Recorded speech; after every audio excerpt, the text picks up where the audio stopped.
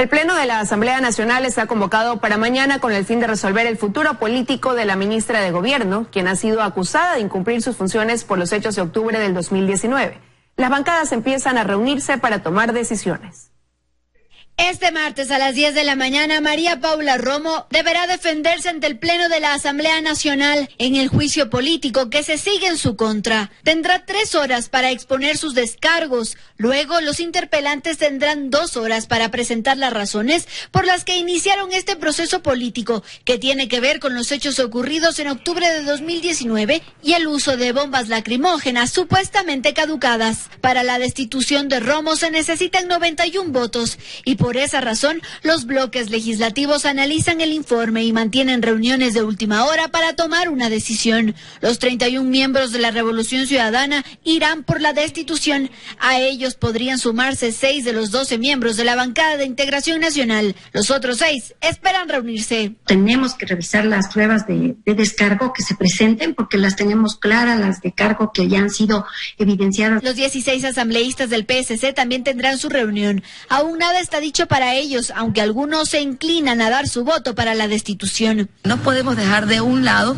los hechos sucedidos en octubre. Creo por su lado aún no toma una decisión, pero algunos de sus miembros creen que la causal no es suficiente. Que se han usado bombas lacrimógenas caducadas. ¿Y qué se podía hacer entonces? Permitir que cometan más actos de vandalismo. Yo no sé cuál será el resultado. Lo que sí sé es que los vándalos incendiaron este canal, Teleamazonas. Y conozco también que quemaron la Contraloría, conozco también que se tomaron la Asamblea Nacional. Alianza País, que también está próximo a reunirse, aún no define su posición de cara al juicio político. Lo mismo pasa con los independientes, que suman 26. Tiene que analizarse con objetividad. Y así, el escenario para este martes aún es incierto.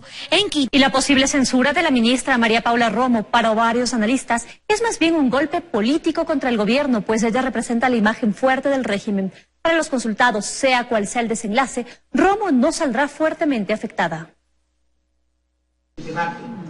En 2 claros escenarios políticos podría terminar la jornada legislativa de este martes. O con una ministra María Paula Romo fortalecida, o con una María Paula Romo cesada.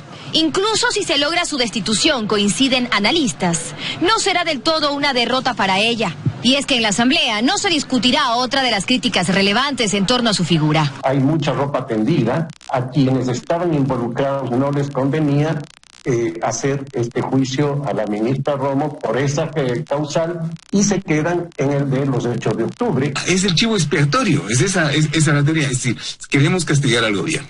Lo mejor que podamos hacer es sancionar, destituir a un personaje que ha tenido tanta importancia. La siguiente especulación, si se da el cese, podría ser quién llenará su espacio en un gobierno que personajes fuertes no tiene. Está en juego el proceso de transición hacia el nuevo gobierno.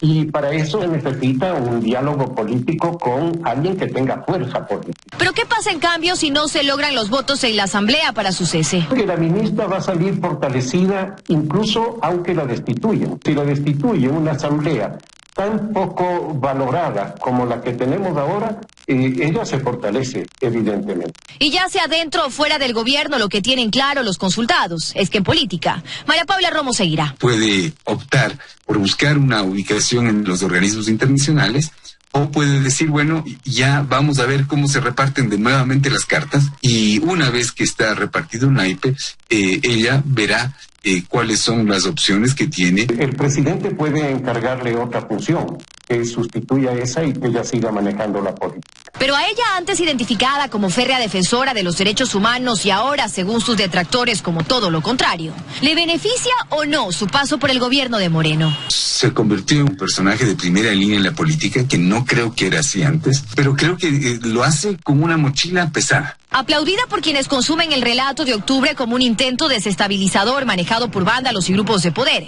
y rechazada por quienes en cambio la identifican como la responsable de supuestos abusos policiales. La operadora política más fuerte o única que tiene el Ejecutivo podría ser destituida este martes o desconectarse de la sesión virtual de su juicio político. Mucho más fuerte que hoy. Los vocales del Consejo Nacional Electoral esperan concretar una reunión con el ministro de Salud para definir las medidas de bioseguridad que serán aplicadas durante las elecciones generales del próximo año. Al interior del Consejo Nacional Electoral consideran indispensable que así como debe existir un plan dentro de los recintos electorales, tiene que haber un plan nacional de bioseguridad que establezca medidas para el día de las elecciones. Le corresponderá al gobierno nacional, a las autoridades de salud, es establecer ese plan general de contingencia. Hay una propuesta del Ministerio de Salud de realizar pruebas de COVID-19 a los miembros de juntas receptoras del voto. De esto, según explican las autoridades electorales, aún no hay nada definido.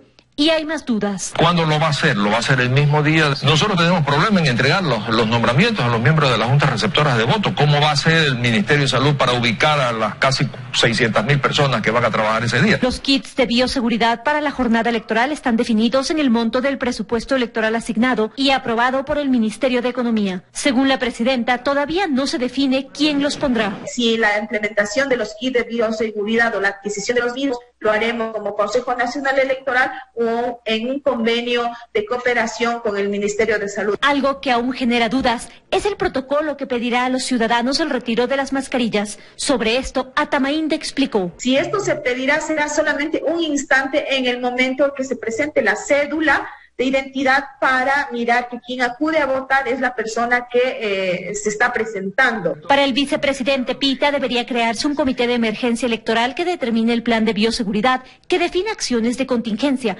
Sin embargo, desde el COE anuncian que ya trabajan en un protocolo que será presentado en los próximos días. En Quito, María Gracia Acosta, 24 horas. Otro tema, el Servicio Nacional de Contratación Pública observó 202 contratos suscritos por hospitales, municipios, prefecturas y hasta juntas parroquiales durante la pandemia por anomalías como sobreprecios en la adquisición de insumos médicos. El informe fue remitido a la Contraloría. Es el resultado de un rastreo hecho por el Servicio de Contratación Pública a los contratos suscritos durante la emergencia. Una larga lista de 202 procesos de adquisición con presuntas irregularidades, en la que aparecen toda clase de entidades. La mayoría, el 46% para ser concretos, son municipios y hospitales. Pero en el listado también aparecen prefecturas y hasta juntas parroquiales. Y las anomalías mayormente aparecen en las compras de insumos médicos, mascarillas, trajes de bioseguridad y gel antibacterial. Pero también en la adquisición de pruebas rápidas, medicamentos y kits de alimentos. Hay sobreprecios e incumplimientos de la ley, relaciones con empresas fantasmas o que no declaran impuestos. De ahí que entre los posibles delitos indagados están peculado, asociación ilícita, tráfico de influencias y defraudación tributaria. La corrupción parece estar en auge en Ecuador. Ha llegado ya a 18 de las 24 provincias. El Ecuador es un país donde las sanciones por el delitos contra la administración pública son muy leves. Lo más importante que urge es modificar las sanciones. Si no hay una política, esto va a continuar, esto se nos va a ir de las manos. Según la Fiscalía, hay 183 casos por delitos de la administración pública en primera fase de investigación. 13 han pasado a la fase de instrucción fiscal. Los procesados son 185 ya, pero solo 55 están detenidos. La gran mayoría tiene medidas sustitutivas a la prisión preventiva o están prófugos de la justicia. Faltaba más que una persona que ha cometido un acto de corrupción incluso vaya a la cárcel y resulta que allá goza de todas las comodidades de las cuales gozaba antes de ser privado de la libertad. El Ecuador no parece entender la gravedad de la corrupción. Si no se sanciona con rigor, lo que estamos haciendo es invitando a que estos delitos se sigan cometiendo. El informe del CERCOP fue remitido a la Contraloría para que realice exámenes especiales y determine si se cometieron o no faltas penales o administrativas. Y la Contraloría ya tenía otros 277 exámenes especiales iniciados por más hechos denunciados durante la pandemia. Incluso 29 informes con indicios de responsabilidad penal ya fueron notificados a la Fiscalía General para que la justicia empiece a actuar.